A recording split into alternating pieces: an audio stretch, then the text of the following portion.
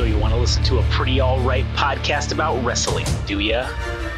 Well, the natural lad, Jim Swag, has said time and time again that there's only one podcast that's the most decent and the most alright in the industry today.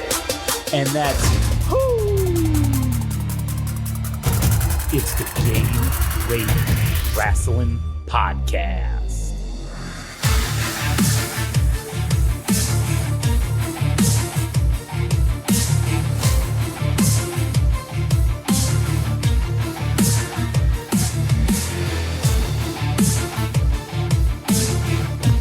Ooh, that's correctamundo. Here we are, back again for another fine and wonderful, amazing, pretty all-right episode of the Game Rage Wrestling Podcast. My name's Josh. I'm here today with good buddy Adam. Howdy. And before we get into it today, if you like all our stuff, you can go listen at GameRageMagazine.com, and you can hear us talk about other things that are not wrestling related, such as anime, music, movies and television, video games. We have a Slice of Dice, the new tabletop Dungeons and Dragons / Warhammer 40K podcast. We also have an interview podcast, Without Censor, which will be dropping an all new episode next Wednesday, June 20th, right? Or is it 19th? June 19th. June the 19th, Wednesday, June 19th, we will be dropping a brand new episode of Without Censor featuring world-renowned up-and-coming artist, a.k.a. BK. And man, I will tell you what, that was a hell of a good time on that interview. And I just have to say, a.k.a. BK is a great person. And if you don't even need to like or enjoy music or anything like that to listen to the episode that they're on, because it is just rock solid. It's just a good time. It's just a fun, good time. Good story. So anyways, go check that out on June 19th. We would greatly appreciate it. If you do like listening to us, give us 5 stars on whatever the hell you're listening to us on, because, why not? And also, if you want to follow us on social media at Game Rage Magazine on Instagram and TikTok, at Game Rage Mag on Twitter /X. And if you want to follow Adam for all of the new up and coming musical news worldwide, you can follow him at All Gas No Trash Official. Now, wait, are we going to talk about just wrestling quickly? Talk about whatever. Wrestling real quickly before this the main course. Yeah, go ahead. Yeah, let's hear about it. I think currently at this moment, and it's not much of a margin. It's not much of a leading margin, but I think AEW is actually slightly better than WWE in general, Raw and SmackDown. And it's solely for the fact that MJF is back. Yeah, I think you're probably... I can agree with that, because Raw and SmackDown are objectively terrible right now. AEW was objectively terrible prior to MJF's return at Double or Nothing. And that's really the only interesting fucking storyline going on right now is MJF in any capacity for wrestling. I am not a fan of, and I am even more digging my heels in on this Chody Rhodes is a fucking terrible wrestler. Oh shit, I forgot about that. Yeah, I think that was some. Are we saying that for its own episode, or are we just doing it now? No, we'll just do it as part of this one. Fuck it, why not? I mean, shit. I honestly don't know how long the WCW thing is going to carry, but fuck it, we're talking about it now. You brought it up about the current wrestling. Fuck it, let's bring it up. All right, before you continue with before you go on your Chody Rhodes sucks ass rant. Yeah. I think one thing for sure I'm looking forward to as far as AEW goes. I don't know why, man. I think I'm at the point where I'm at Orange Cassidy mark. I don't know what it is about Orange Cassidy. I know he's kind of a gimmicky wrestler where he has this persona where he doesn't really care, or he how do I put it? He's apathetic, or he appears apathetic, and then it's only to the point where he is, provoked, whether that's getting his ass kicked slightly, that he'll turn it on, like the switch comes on. Yeah. But he's kind of like a joke wrestler. Yeah, he's like a meme wrestler. But I don't know what it is about him, man. It's even the Titantron shit. It's like a thumbs up. It's this hand drawn thumbs up, freshly squeezed Orange Cassidy. And it's the sunglasses. He thinks he's too cool for school. I don't know what it is, man. I enjoy Orange Cassidy. I can't explain why, but I know exactly what it is. And it's the fact that it's wholly original. I've never seen a gimmick like this before, ever. I've been watching wrestling since what, 1993, so 31 years I've been watching it, and I've never seen a gimmick where they literally wrestle with their fucking hands in their pocket and just be super nonchalant. That, like, the thing that he does with the kicks, and then he winds up, like, that is the fucking greatest. That's disrespectful too. It is. And that's pro wrestling right there. Jim Cornette hates it. He fucking hates Orange Cassidy with a passion. He thinks that's the stupidest shit ever. But you know what? That's why Jim Cornette, he knows a lot of things about wrestling, but he's an old fossil. Okay, like I'm sorry, you're not adapting with the times. That's just what it is. Wrestling's never going to be what it was in the 80s or the 90s. It needs to evolve. It needs to change. We can't just go back to being all the same shit again, right? And this is something that they're doing that's original.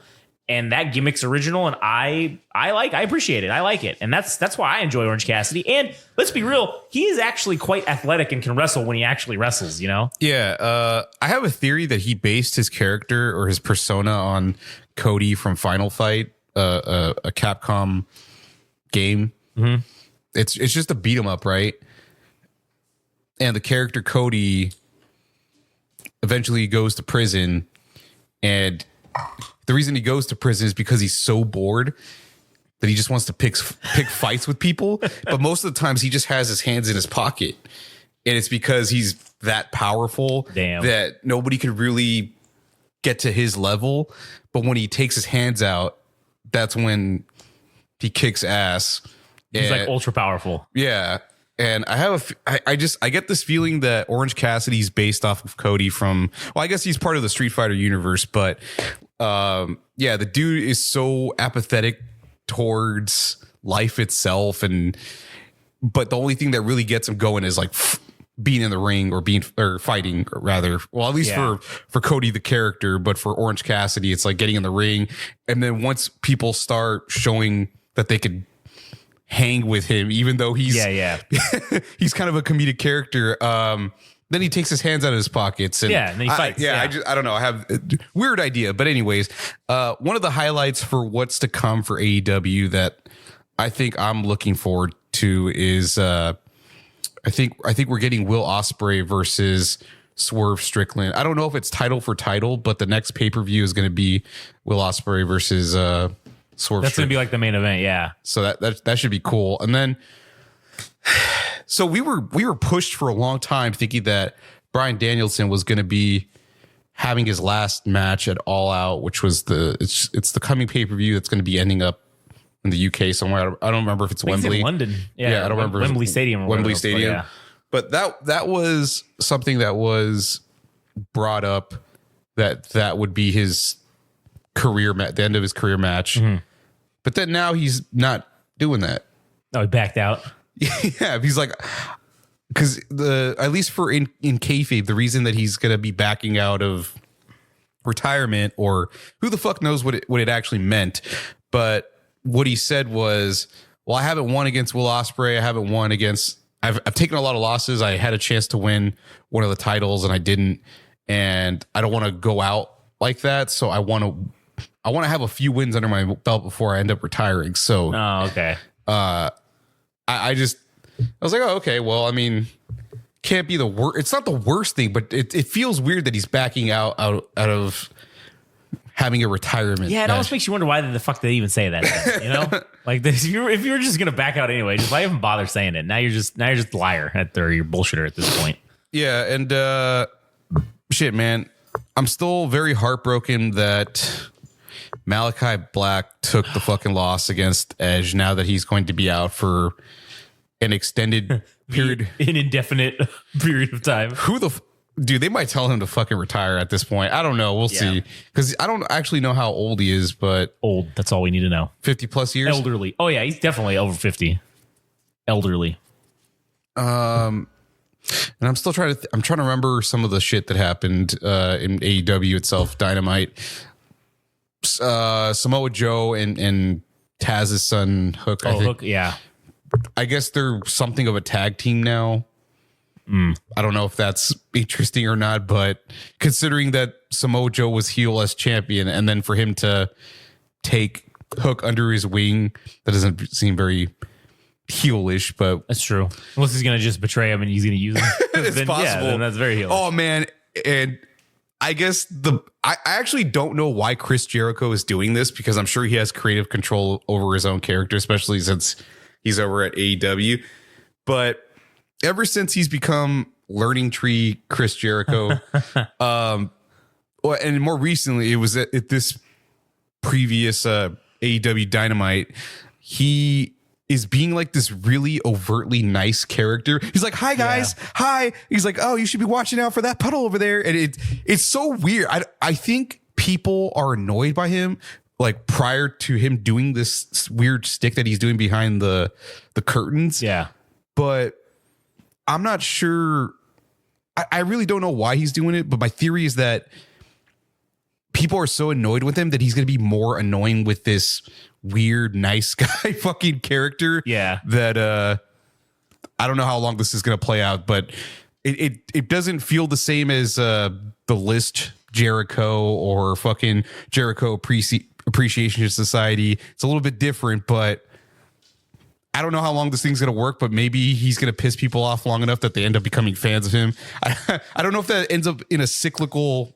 Yeah, with Chris Jericho, that's usually how it happens. They end up hating whatever he does, and then it turns around where it's like, oh, they love him because of this now. Yeah. He turns it into a meme. That's what he does. Because, I mean, the memes right now are that Chris Jericho is burying everybody else like every other veteran wrestler. That's not going to work for me, brother. Yeah. Just took the title away from Hook, the FTW championship. And which isn't even a real fucking championship, by the way. Yeah.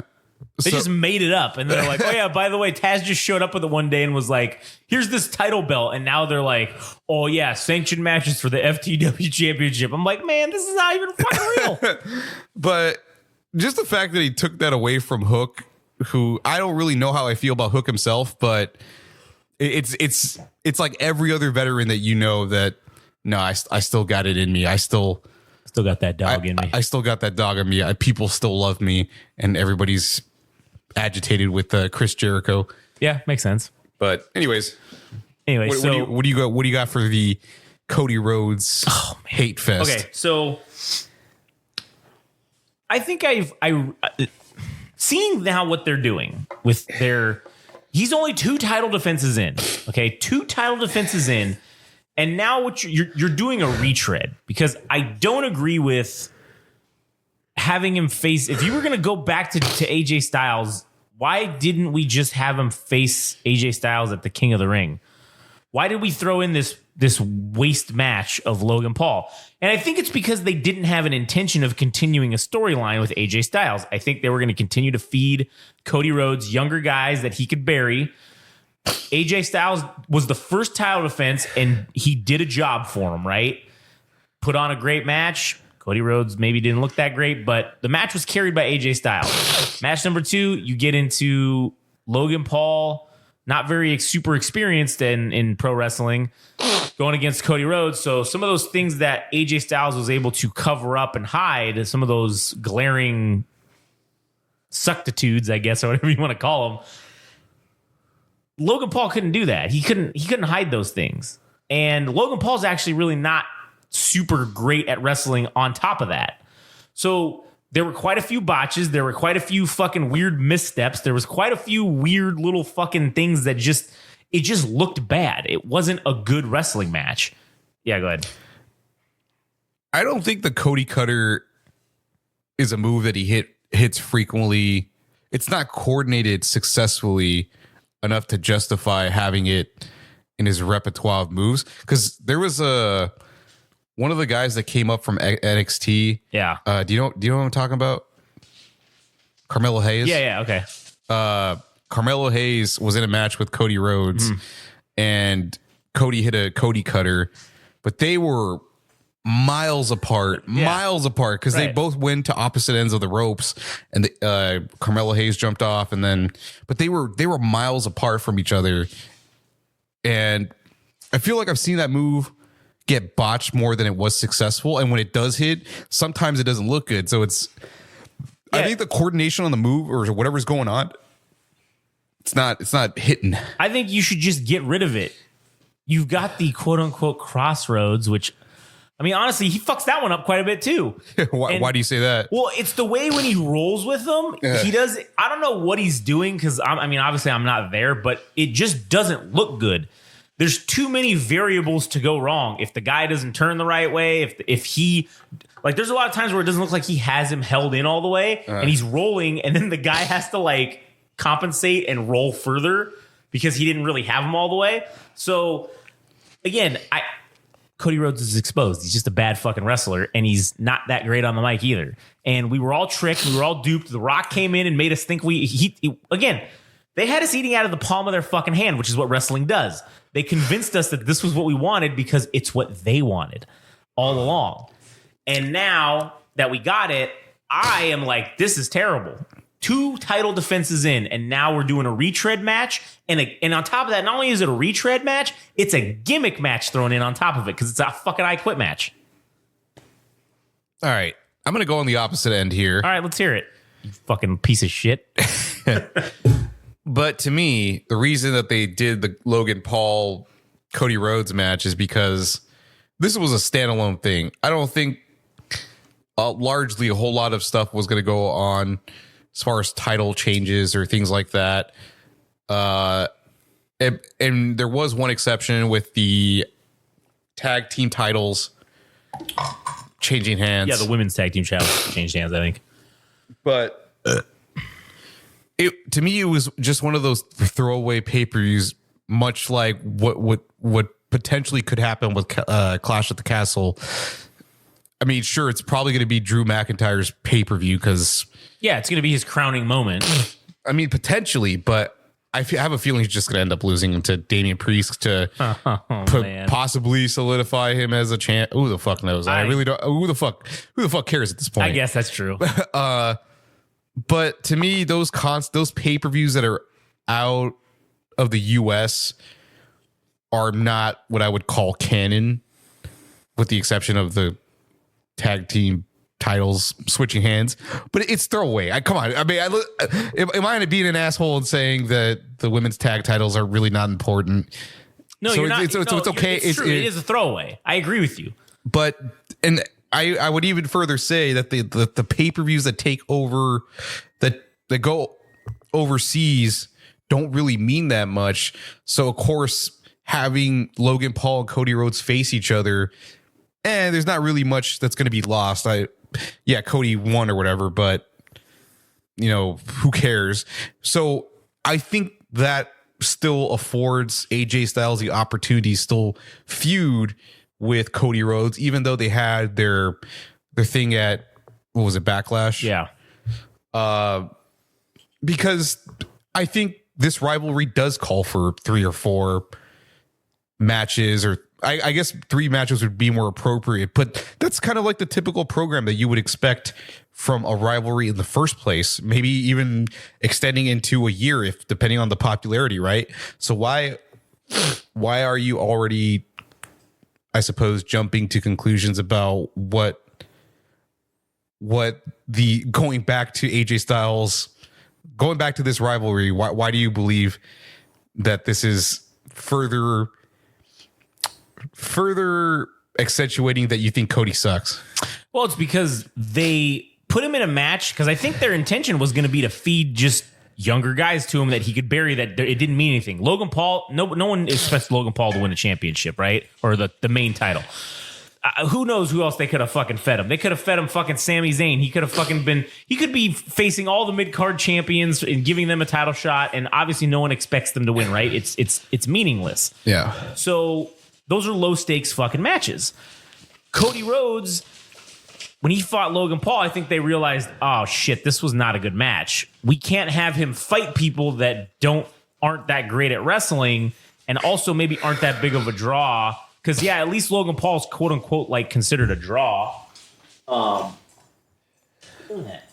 Maybe Logan Paul's at least considered a draw at the very least. But if you got somebody that maybe can wrestle a little better but isn't a draw, well then fuck, man, you're in the same boat. So I felt like that's what they were gonna do. And now they said, shit, okay, it's 2 title defenses in and this is not going so well. This is looking bad. If I was the Saudis, I'd be pissed that you gave me this shit ass main event match.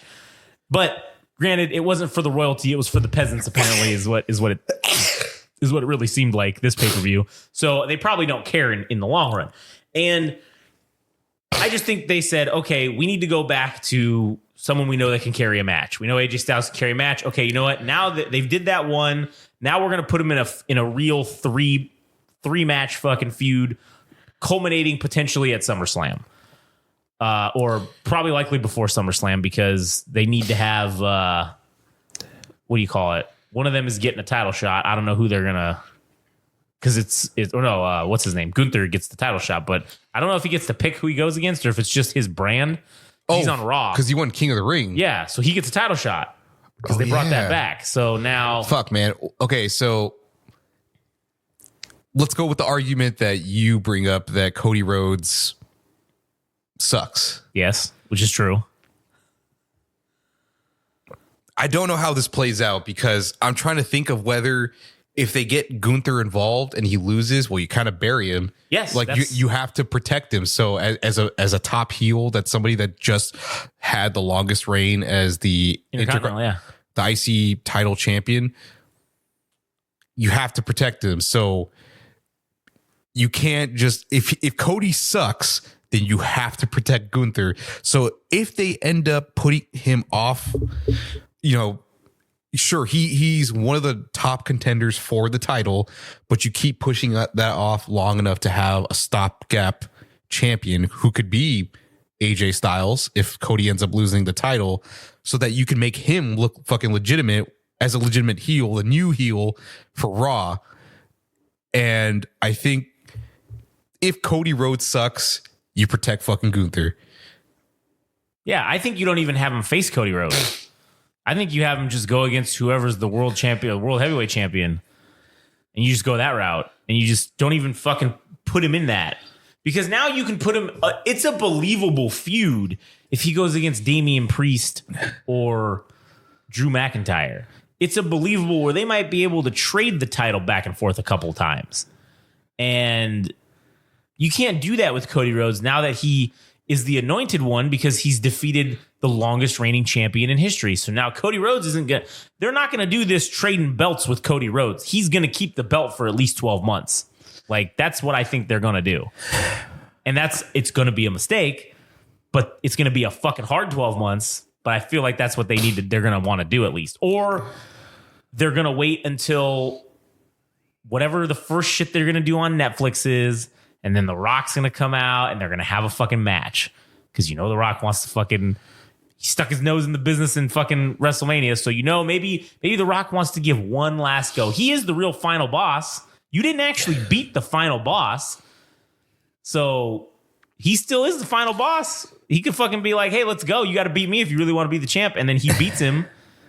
And then now we get into potentially Rock versus Cody at WrestleMania for the title, and then Cody wins it back or whatever, which I don't want. Fuck that, bury him. Put him out the pasture at that point. I say Cody Rhodes needs to go back, get his ass back to AEW and fucking be the TNT champion or whatever. The TNT champion. Because that's basically all he's worth. So man, I feel as though Gunther, if he had a chance of having to play at the top 2 titles, which would be the World Heavyweight Championship and the WWE, why would you even bother going for it? Especially with like Damian Priest as champion. That shit doesn't mean anything at this point. It doesn't, but if they let Gunther have it, he can make it mean something again. Okay, all right. I guess that's the point. That you could justify like that, yeah. Yeah, that's what you could do. You can make it mean, you can make it important now. Because now the guy who had the Intercontinental title for the longest, or one of the longest reigns or whatever. Now he's the man now. He's the real champ. Yeah. So how's that going to turn out? So, and he's a heel too. So that's going to propel other baby faces to come along and have to try to defeat him. And, he will be able to trade that title with any number of baby faces over the next 3 to 5 years once he gets it. And that's believable. Chody Rhodes, not so much. It's not believable. They can't let him trade a title with anybody. Yeah. He's got to hold it for at least a year. I feel like for sure, and I don't know how this is going to happen because we just had the WWE draft, but even that shit's stupid. So they're just going to come up with some nonsense reason of why Chody Rhodes ends up on on Raw. But that's why I'm even bringing this up in the first place, is because I feel like Gunther and Chody Rhodes are going to be in the same space at one point. Maybe not in the next 6 months, but actually, I guess it would be in the next 6 months because that would be January, roughly. Maybe.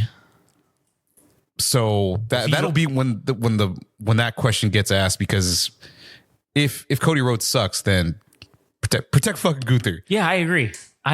They should protect fucking Gunther. All right, what else you got for why Chody Rhodes sucks?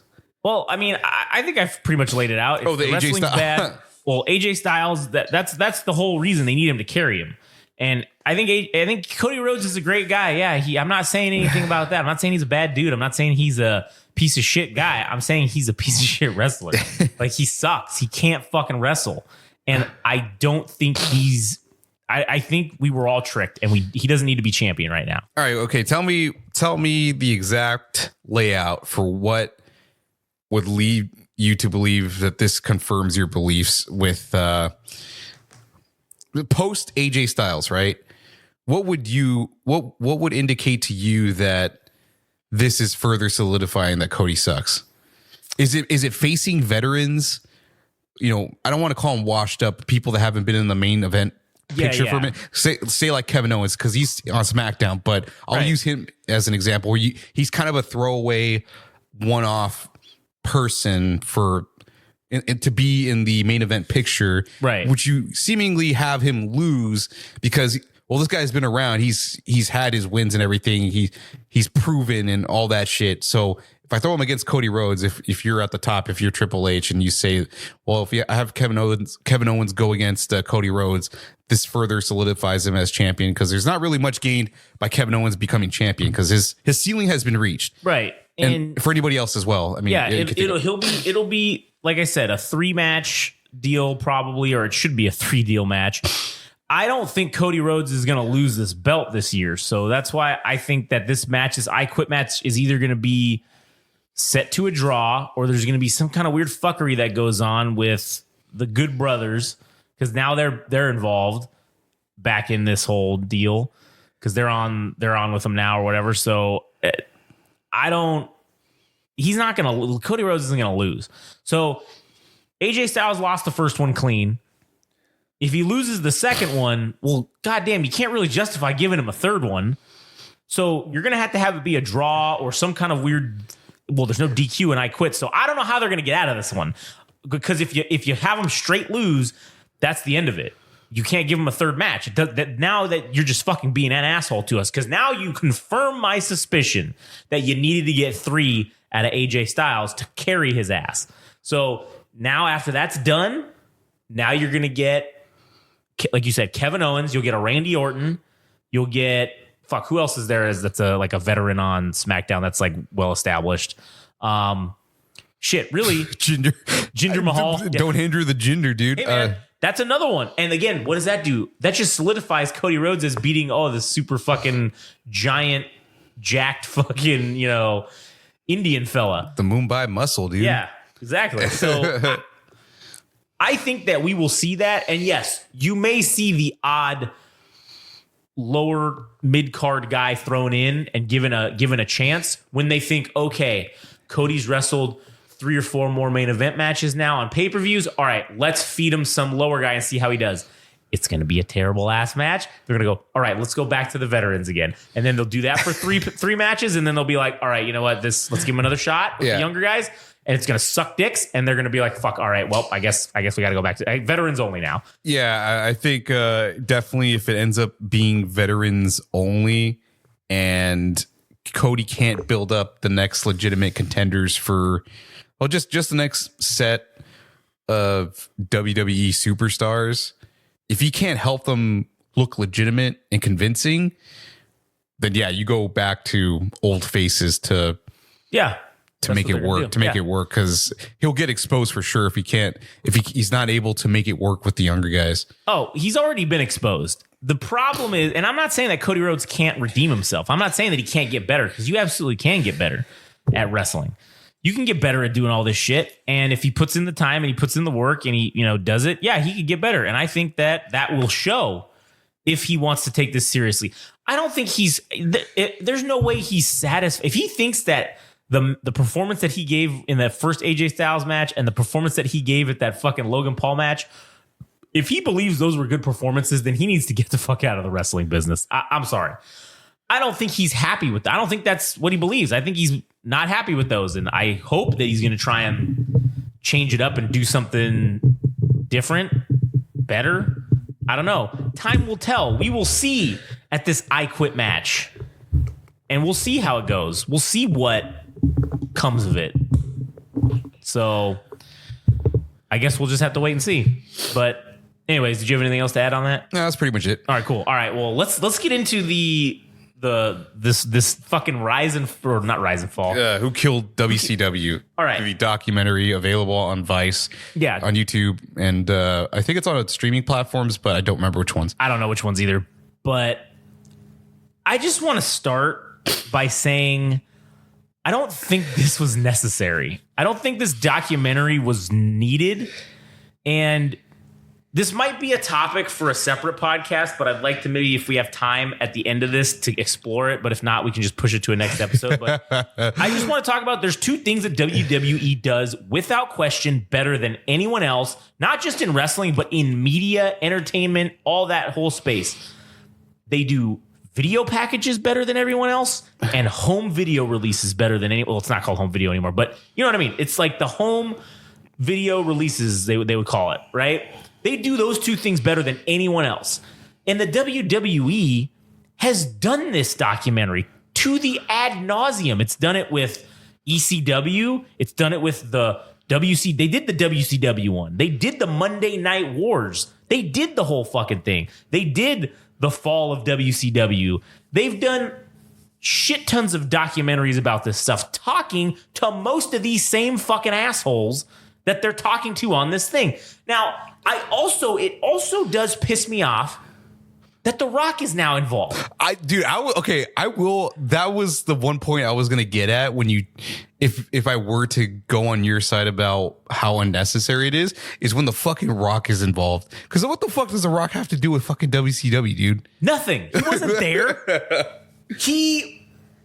What he has no insider knowledge. He was on the other team. Yeah. If anything, he should be as far away from this as possible.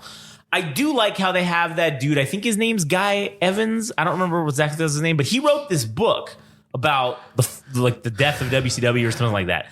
And you can tell when they're interviewing him, he is a very numbers and analytic guy, because he has no fucking personality whatsoever. And I don't know if that's just the way they shot him and the way they're portraying him, but that guy, I mean, Bischoff has gone on many times to say the guy who wrote that book, that's the definitive book of what killed WCW. He puts it down in the numbers.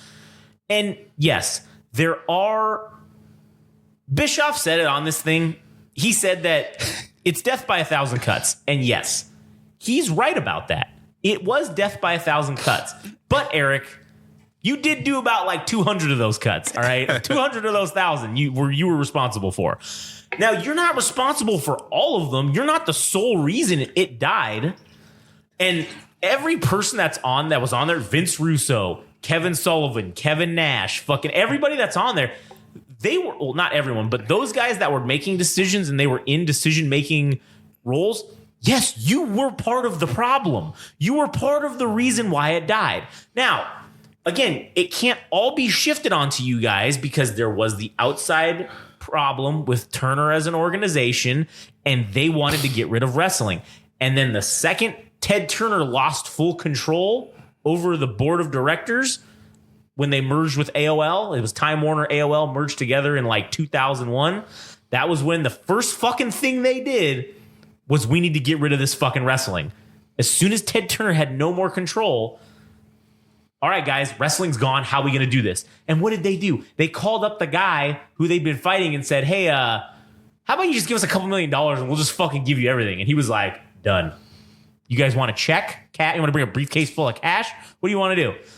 That is truly, in the end, what killed WCW. Media executives killed WCW. But WCW didn't do itself any favors by having this ridiculous block of programming in the year 2001. Now, I had forgotten about some of these things because it's so long ago. But I went back and I started watching. After I watched that documentary, I went back and I went on the Peacock and I started fucking watching old Nitros. On the cock. On the cock. I've put it on the cock and I said, you know what? Let me fire up the cock right now and see what's going on. And so I went back and I was starting to watch. I watched some of these fucking ridiculous storylines.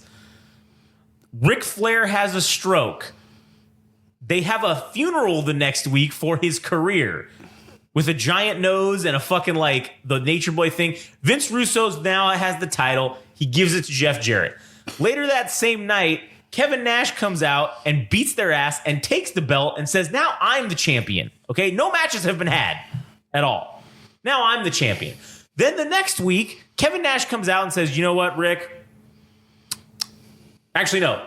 There's on the Thunder of that same week when he took the title, him and Jeff Jarrett had a match for the title. Kevin Nash won, so now he's like the real champion. So then the next Monday on Nitro, he comes out, and Ric Flair comes out, and he says, you know, Flair, you never lost this belt. I don't feel right about it. I'm just going to give you the belt. Now he's giving the belt to Flair. Then David Flair was the champion. Then, of all people, fucking David Arquette was the fucking WCW champion. When that happened, I knew it was over. Like back in 2001 when that fucking happened, or 2000, whenever that was, I knew this is these guys' days are numbered. Was that in concurrent? Was that happening concurrently with the release of Ready to Rumble? So that it was a promotion for the film by him taking the title. Yes. Yeah, I don't because I was trying to remember if that happened roughly around the same time. It was like a little bit after the movie came out, and yeah, they had him. He was the champion. They did that triple decker cage match that was in the movie. Yeah, that's the only reason they did it, and they did it in this.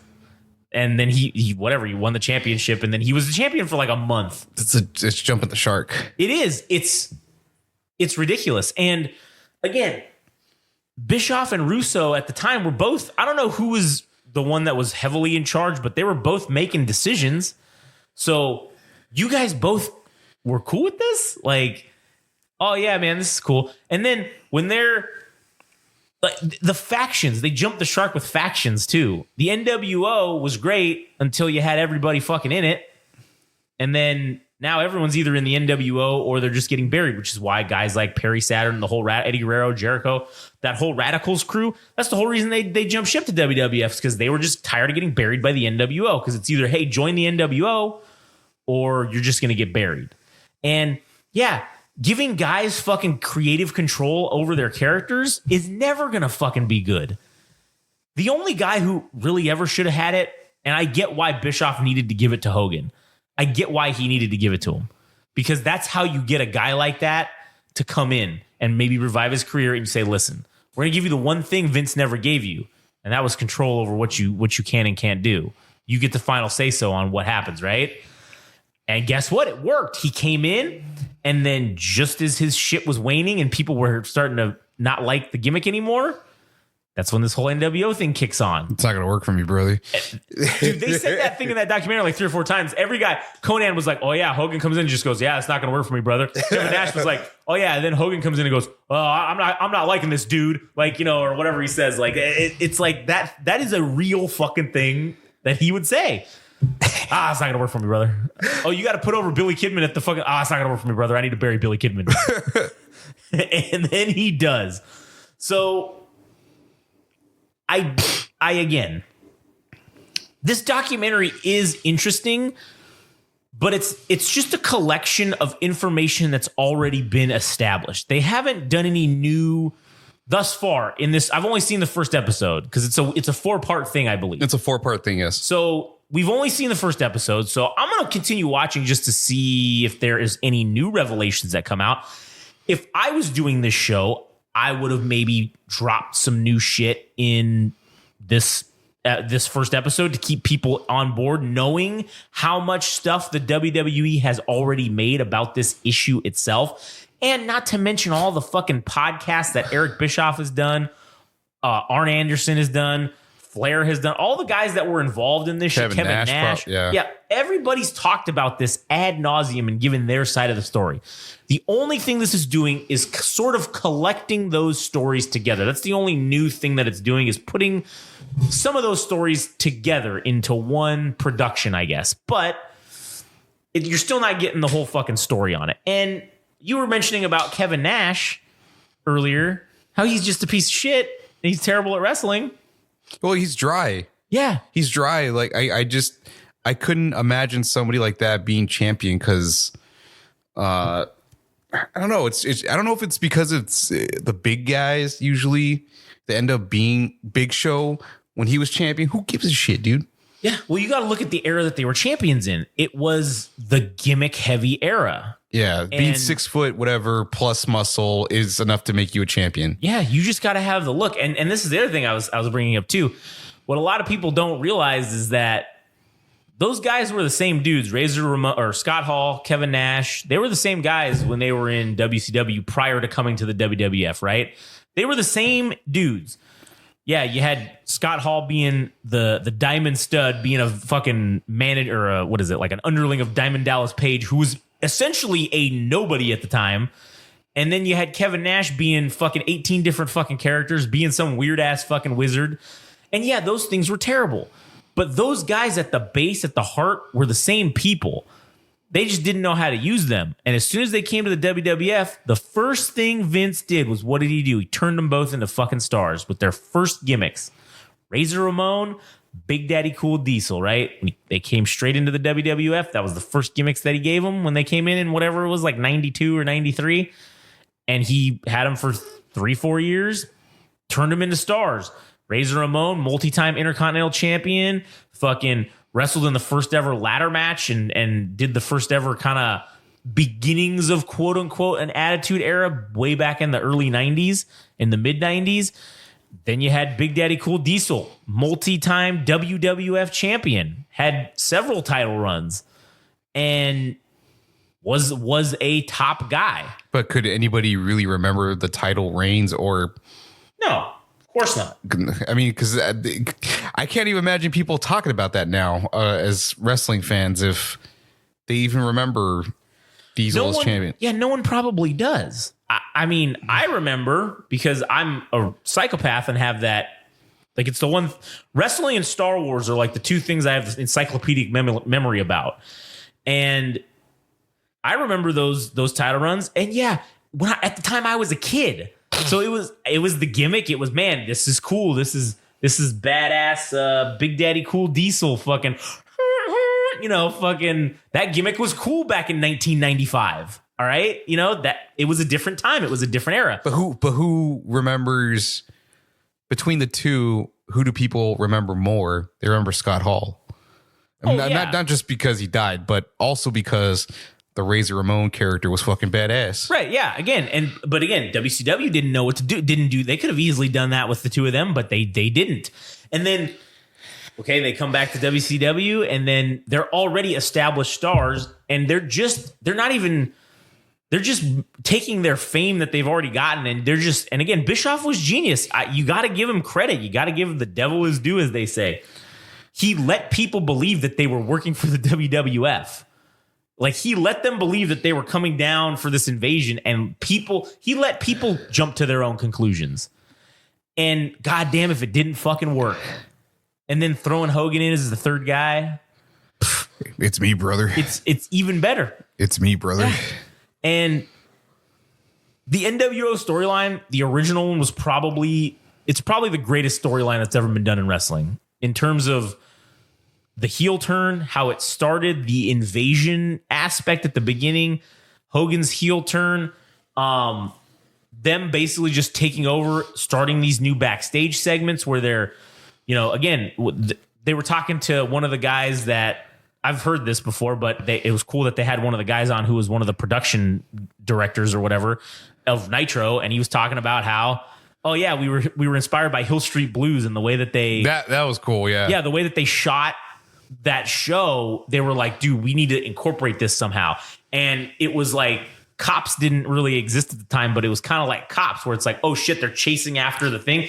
That sequence, that first time when they're in Daytona Beach and they fucking go and they're like going backstage and literally Rey Mysterio gets lawn darted into the fucking thing. Yeah. That was cool. I also had never heard the story, which this was cool. I mean, even though it's not really substantive to the topic at hand of Who Killed WCW, but it was a cool little tidbit that Rey Mysterio wanted to throw him through the actual window.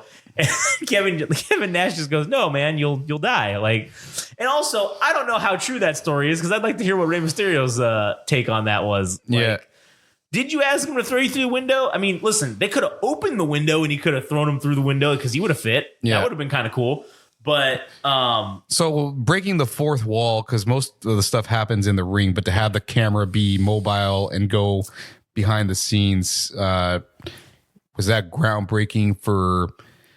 Was that WCW breaking ground for wrestling, or had that been done before prior to that? Okay, so yes, that type of stuff, the backstage segments had kind of been done before, but not to this level of realism. They were always kind of campy. They were corny. They weren't really, what's the word? They weren't well fleshed out, and they were very few and far between.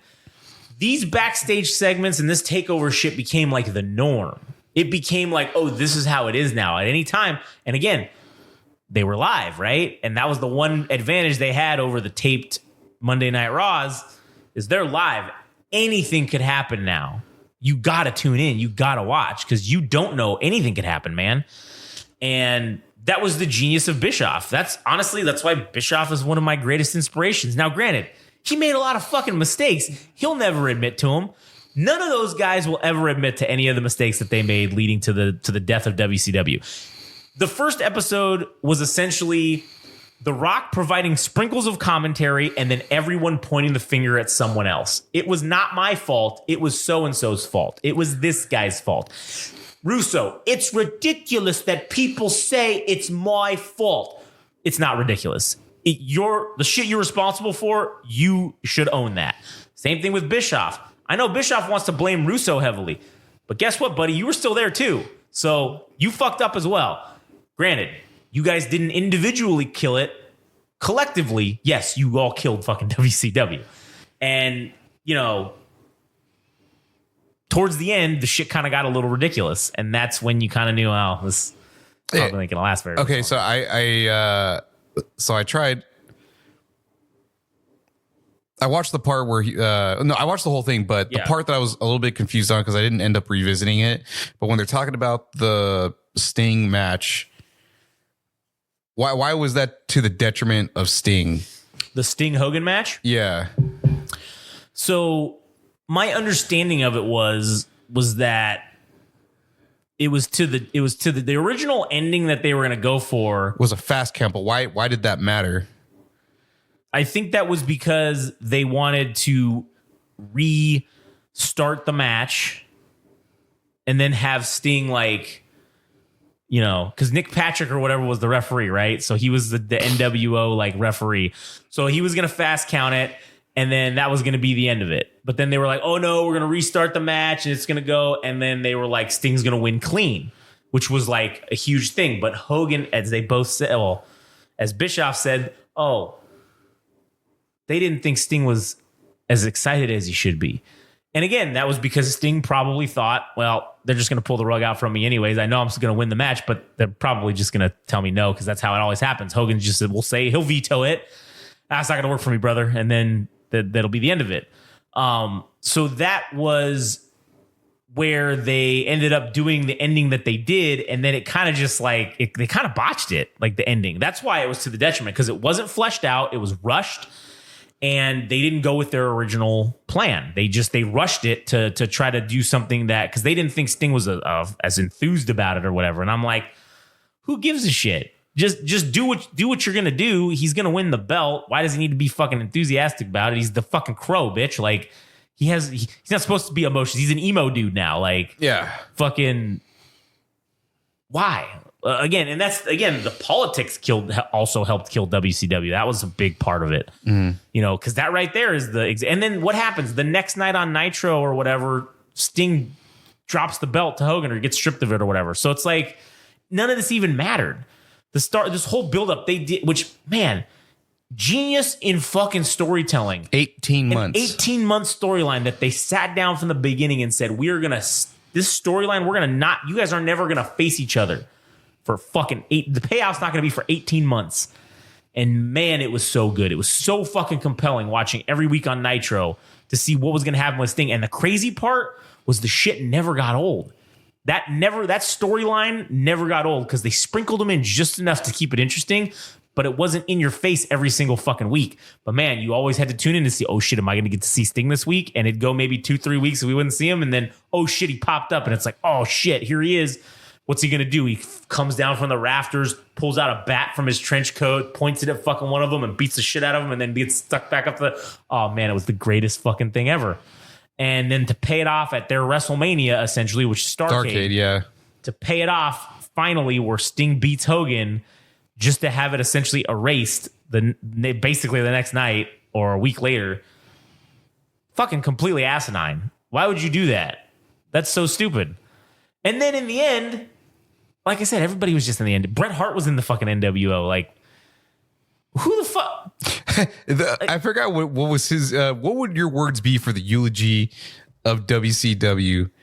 Do you remember what his words were? I think he said they were fucking idiots and they didn't know they didn't know shit about wrestling. I think is what he said. Like, good. He's like, I'm glad they're dead. Like, basically. And listen, Bret Hart is a very bitter fucking old man. And yeah, it sucks that he had Goldberg fucking ended his career basically with doing that spear or whatever the fuck he did, and it fucked up his back or I don't know, whatever it was that ended Bret Hart's in-ring career. Yeah, that sucks. But especially considering how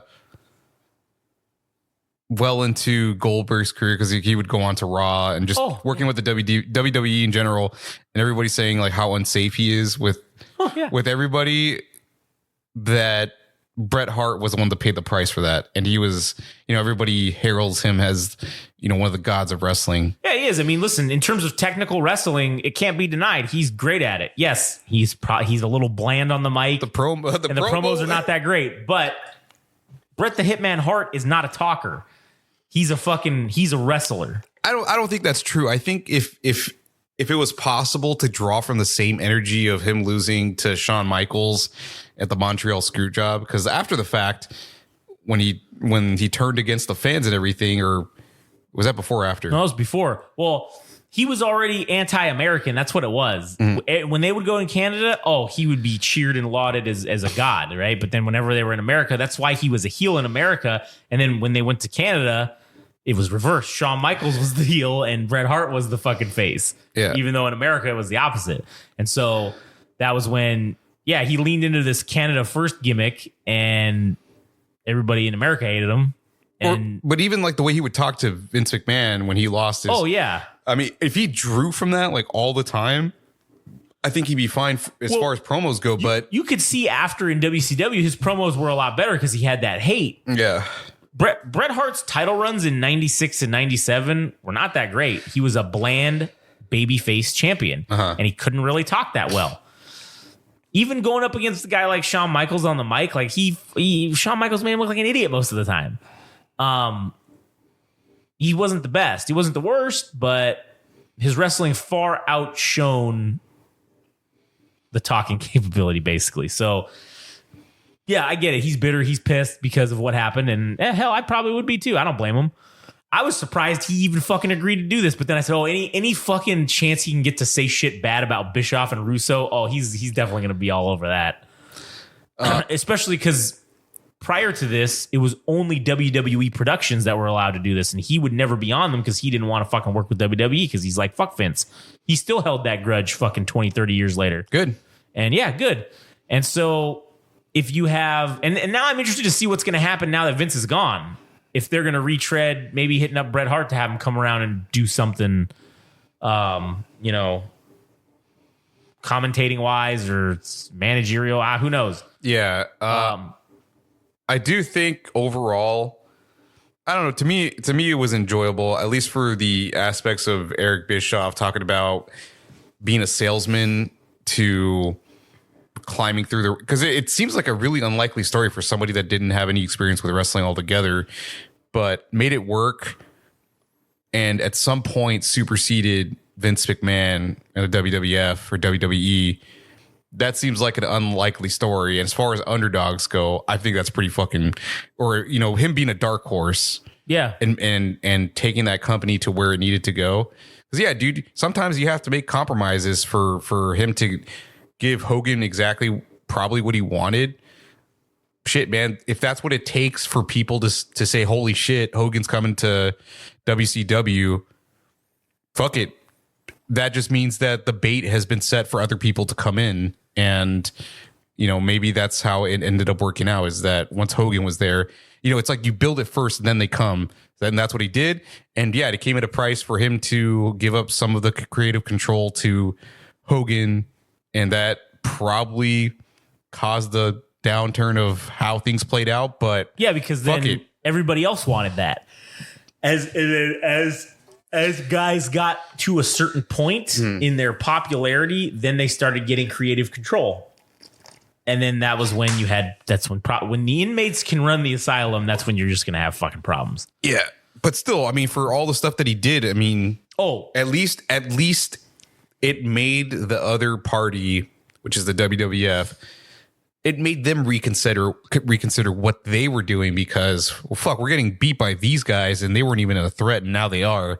Well, how are we going to fucking compete with them? Oh yeah, and that's why, like I said, Eric Bischoff is one of my inspirations in life in general, because of what he was able to do. He's able to basically come from being a nobody, somehow lucking up into fucking what was he trying to sell him, that karate game, like that fucking Ninja Star game? He was trying to sell it to him, and then fucking what's his name, Crockett, was like, hey, you want a job? And then he's like, yeah, sure, all right. And then they got bought up or sucked up by WCW, and then he went there and basically rose to the top, like in a very unceremonious way. Like, who would have ever thought that he would have been able to do that, And shit, dude, him as general manager of Raw, that shit was fucking amazing, dude. For the what was it, from 2002 to, I don't know, 2004 like or 5 or something, maybe 6. I mean, that's the shit that I remember. Yeah, that was good stuff. Yeah. I enjoyed that time period in WWE. The one thing I wonder about is, okay, you ended with what is seemingly the downturn of WCW. What else are you going to talk about that's going to be the fallout? Yeah, because I thought it was going to be from the beginning to the end being whatever they decide was the catalyst for the end, and there was going to be so much shit in between. They ended with the thing that was probably the catalyst. So what are you going to say about the other three? What are the other three? Oh yeah, parts are gonna. What are they going to say? It's probably going to be The Rock just giving his opinion for 3 hours, and then for something we didn't really ask. Yeah, like nobody asked. And listen, the only reason why this documentary is even able to get made is because The Rock's executive producing it, and because he's a board member on the WWE now. That's the only reason this thing's being made, is because The Rock has access to get all this shit for them, because he's going to make sure that they have access to everything that they need, because he's executive producing it. So I got to pee. All right. So yeah, so I think that's the only reason this thing even got a consideration for being made. And again, it almost just feels unnecessary at this juncture. Yeah, of course, we're going to watch the whole thing just to see what it's about, and we're going to talk about it. And, go from there. So probably the next episode you're going to hear of Game Rage Wrestling is going to be about, well, shit. This weekend. upcoming is the Clash at the Castle on Saturday. So the next Game Rage Wrestling episode you'll probably hear, it's probably going to have something to do with that. We'll do a little talking about the Clash at the Castle. Maybe we'll watch a match or two. And that might be its own episode. And then we're going to likely do another episode talking about episode 2 of the Who Killed WCW documentary. And then we're basically out of time because I don't want to go past. I mean, we're basically at an hour right now. So I don't want to get into the whole WWE makes great home video and video packages whole segment, because that could be a whole episode in and of itself, just because there's so many great examples. But did you have, before we go, did you have anything else to add to the thing? I just wanted to say that as much as people love a great story being told, they love seeing a car crash. Oh. And whether this thing is good or not, objectively, doesn't fucking matter. I'm going to see. Everybody wants to see how this thing is going to end. Yeah, everybody wants to see the car crash again. Yeah, so. Fuck it. Anyways, so the next episode, like I said, is probably going to be the next episode is probably going to be episode 2, and then we're going to talk about that, and then we're going to do an episode right after that. Probably we'll do like what we did for King of the Ring. We'll pick a couple matches that we want to see from Clash of the Castle, and we'll do like a live commentary on them, and that'll be a whole episode. We'll pick like three of the matches, and that'll be like a whole episode. And then we'll probably just the further continued ones will be talking about this Who Killed WCW documentary, the further episodes of it. That's all the happenings on AEW. And the current wrestling that's happening and whatnot. So, anyways, all right. Well, I guess that's about it. You got anything else to add before we roll on out? Bad times don't last, but bad times don't last, but bad guys do. Damn, that's nothing more can be said. All right. Well, see you guys later. We'll catch you on the next one.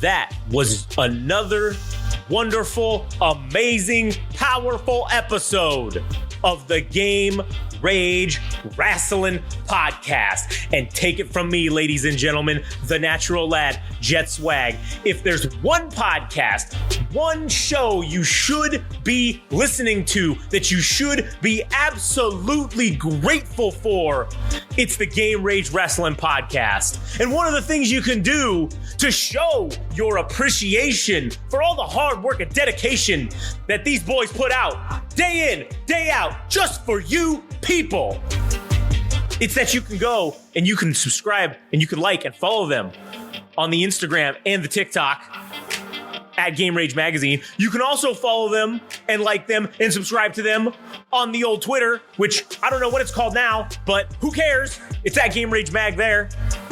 Additionally, if you feel the need to really show your appreciation, which you should, then go to their website at www.GameRageMagazine.com and show us some love. Show them some love. And show some love for the natural lad, Jet Swag.